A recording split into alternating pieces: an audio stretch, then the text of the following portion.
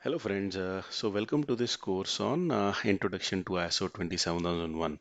So in this course we'll learn a very high level overview that what is ISO 27001, and in the later videos we'll dig into each and every concept which is present in the ISO 27001 or ISMS. So just try to remember that ISO 27001, as its name suggests, ISO, it's an international recognized standard, right, for the information security and management systems. And the second is that and don't worry, and we'll dig deep into the coming lectures between what is ISMS all about and the relation between the ISO 27001 and ISMS. So it is a framework or a best practice, right, which helps the organization from a small to very large to protect their valuable information. So what is a valuable information for any organization?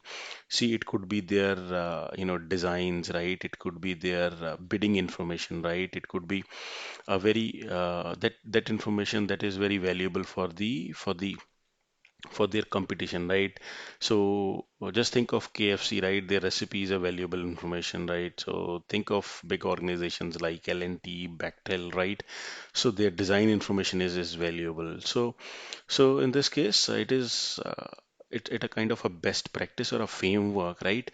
Which provides organization the tools, or you can say that the guidance that how they can protect certain how they can use the certain tools and protect their valuable information. So just think of the organization, right? So if there is an organization, we know that for organization to work, there would be employees, right, who will be using different kind of devices like servers, networks, and all those things which are used to process the business information, right? So in that case, just think from an organization perspective, there could be number of risk from the, let's say, there could be internal risk, right, from the internal employees, right? If he's doing something wrong, there could be external risk, right, which is not there in the organization control, like there could be a risk due to bad weather, right? There could be a risk due to flood, due to tornado, right? So there could be different type of risk, earthquake, right?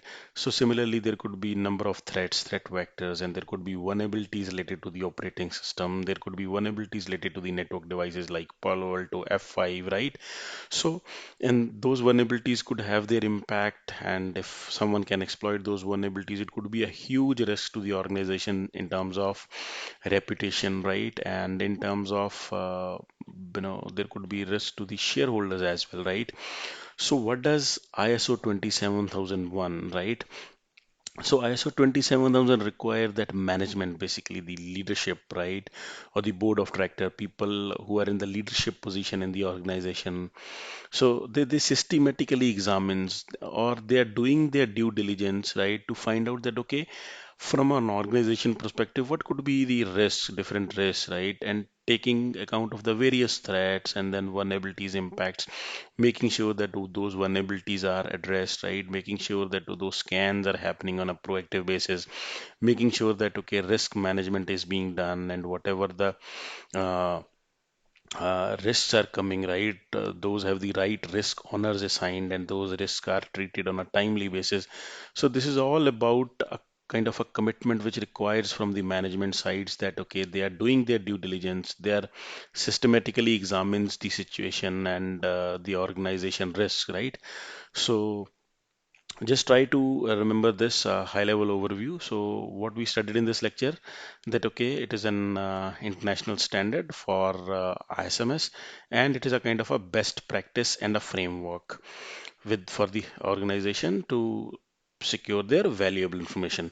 So before finishing this lecture, there is a too much confusion between the people, right, or the people who are into the information security.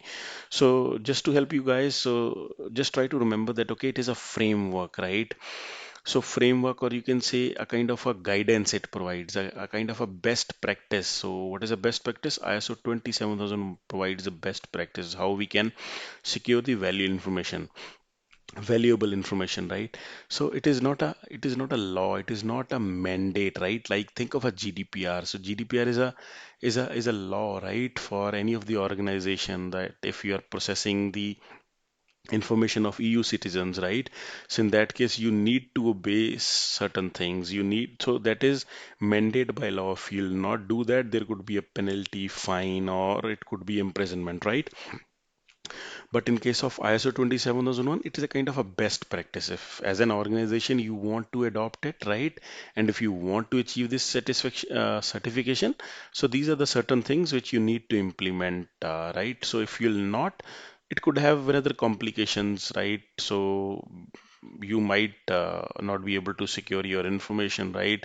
You might not be able to, you know, in that case, get some more, you can say, valuable clients from the market, because they think that okay, you'll not be able to protect the information. So there are different consequences, but there not be any kind of a legal penalty onto you, like if you are not able to satisfy certain controls which are mentioned in the ISO 27001. So just bear in mind the differences between framework, mandate, standard, right? So this is it, friends, in this lecture. Hope you have liked the lecture. So thank you for watching, and meet you in the next lecture.